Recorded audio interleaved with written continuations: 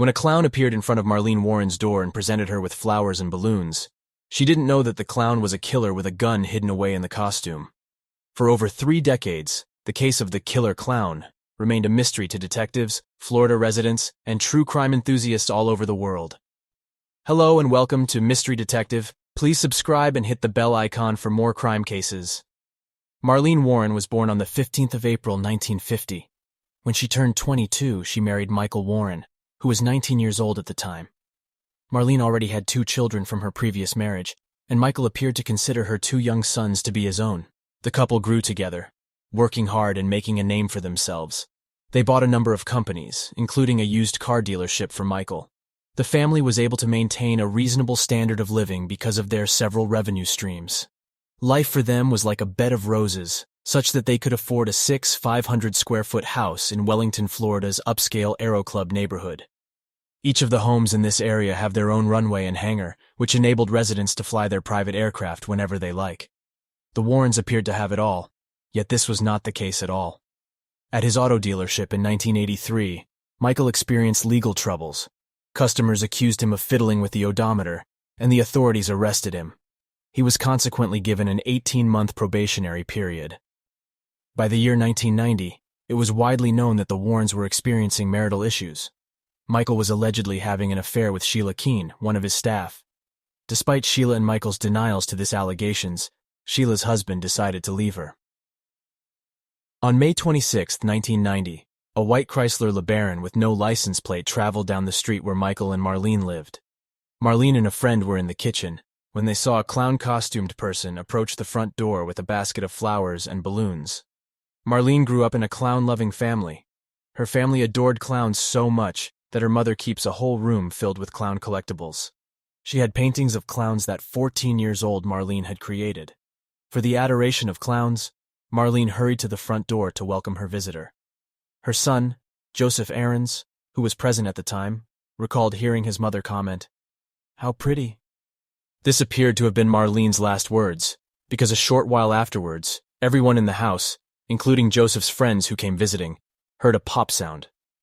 At first they thought the noise was a balloon popping, but then they noticed Marlene tumbling to the ground. Now at alert, everyone sped to the door.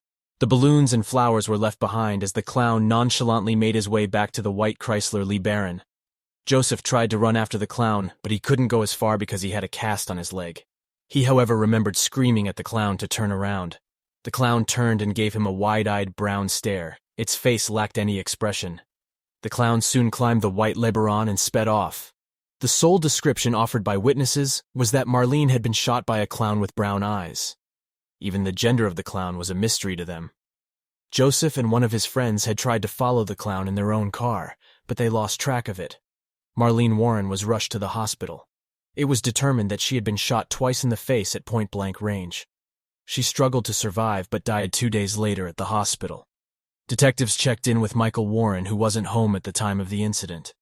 Michael had a solid alibi. He got the terrible news while en route to a Miami racetrack with friends. He hastily went back home to offer comfort to the family. When questioned by the detectives, he provided as much information, cooperating with the investigation process. He was soon ruled out as a suspect. The authorities were perplexed. According to a spokesman for the Palm Beach County Sheriff, the killer clown case was the strangest thing he had ever seen in all of his 19 years working as a law enforcement agent. 2 hours after the murder, authorities got a solid tip. A caller who wished to remain unnamed suggested that the police should thoroughly question Michael Warren and Sheila Keene. Before the police could ask her any more questions, she hung up. Sheila Keene was in town at the time of the murder, but Michael was traveling with friends. Sheila claimed to have been at work, but in reality, she was a repo person for Michael's dealership. Her alibi wasn't exactly solid. A few days after Marlene Warren's killer clown case made headlines, 2 employees of the neighborhood costume store named The Spotlight reported a weird experience to the police. They claimed that one woman with chocolate brown hair came up to them just as they were about to lock up the store. She pleaded to be allowed inside. The employees informed her that they were closed and advised her to come back the following day. She, however, was persistent and informed them that she really needed a costume that evening. It was a strange request because it wasn't Halloween. It was almost Labor Day weekend. Regardless, the two employees were sympathetic and allowed her enter the store. She was claimed to have bought white makeup, a red nose, white gloves, an orange afro wig, and a clown outfit. Later on in the investigation, the two employees selected Sheila Keene from a lineup of photos and declared that they were fairly certain that she was the woman who showed up begging to buy a clown costume. The detectives soon looked into the supermarket store that sold the flowers and balloons the clown had brought to Marlene's house. It was discovered that the supermarket was close to Sheila Keene's house at the time. Also, the supermarket staff selected Sheila from a lineup of photos. The white Chrysler LeBaron, the getaway vehicle, came into consideration next. When asked, Michael Warren asserted that he had no knowledge of the vehicle. He claimed only Chevrolets were sold at his dealership, but Payless, his main rival, had a Chrysler LeBaron.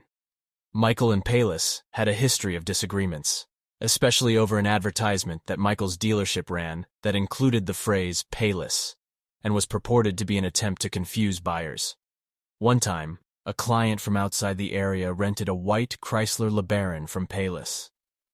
The customer searched up Payless's number when it was time to return the car, but ended up contacting Michael's dealership instead. The client said they were instructed to park the vehicle outside the dealership with the keys inside the sun visor. The LeBaron, however, later vanished. After the murder, the getaway vehicle used by the clown was abandoned in a grocery store parking lot.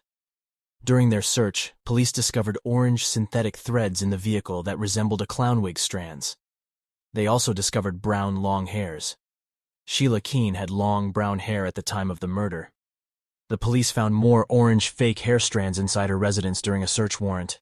At this point, everything seemed like a simple situation to resolve. But that wasn't the case. Michael and Sheila vehemently denied being involved in Marlene's murder. They refuted having a conversation with the police without the presence of a lawyer. DNA testing was just getting started in 1990, so the investigators' available evidence was circumstantial. The investigation into Marlene's murder was abandoned, but Michael's legal issues intensified.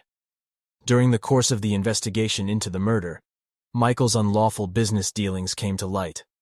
Police discovered proof of additional odometer tampering and consumer overcharging. Following the arrest of an employee, Michael surrendered himself to the police. In 1992, Michael's case went to trial, and he was sentenced to 4 years in prison. After being released in 2002, Michael married Sheila Keene a few years later. The couple started a new life in Tennessee by operating a restaurant. Sheila changed her name to Debbie and informed the community that it was a childhood nickname. Michael must be a good businessman because his new restaurant was a success. The couple's success allowed them to settle in Heron Point, a posh neighborhood close to the Virginia-Tennessee border. They made lots of friends and fit in well with their new neighbors. Few locals were familiar with their history. Michael told their new community that he has owned restaurants since he was a teenager. Marlene Warren's demise benefited Michael as well. He was the beneficiary of Marlene's life insurance policy, not her son. He took over $50,000 from Marlene's family, leaving them with virtually nothing. Detectives had their suspicions, but there was no concrete proof on ground. Michael and Sheila were immediately suspected of the crime, but a grand jury was never convened to that effect.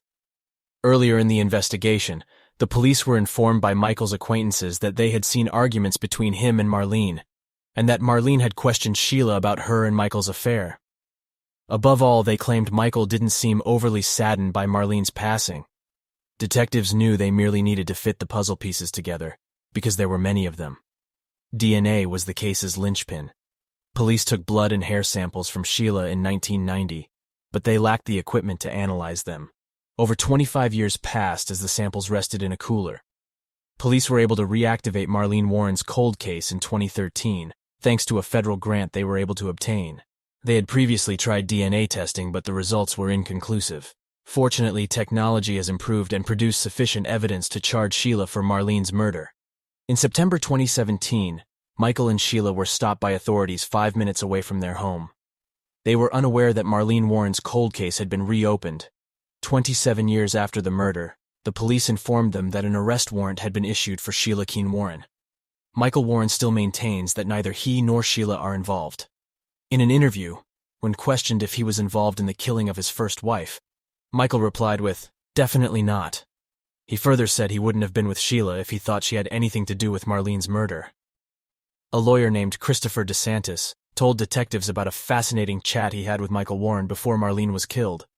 DeSantis claimed that Michael had questioned him about what would happen, theoretically speaking, if a husband murdered his wife.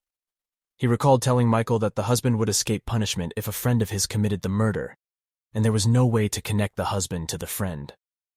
Intriguingly, DeSantis also recalled telling Michael that if someone was dressed as a clown, they would get away with it, because it would be impossible to identify them. Despite this, the evidence isn't sufficient for the police to accuse Michael Warren of killing his wife Marlene.